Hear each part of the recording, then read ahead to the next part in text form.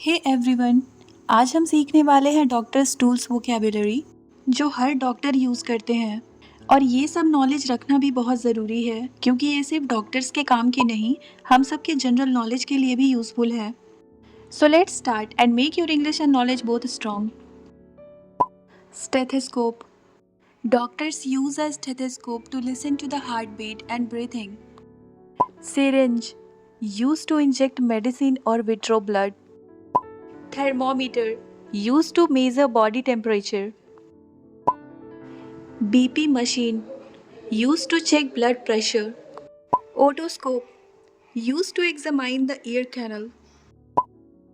Defibrillator, gives electric shock to revive heart.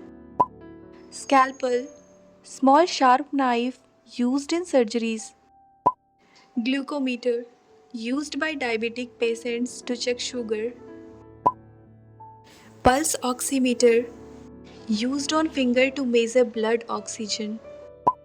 Crutches, support sticks used by injured people to walk. If you want medical items part 2, tell me in the comment box.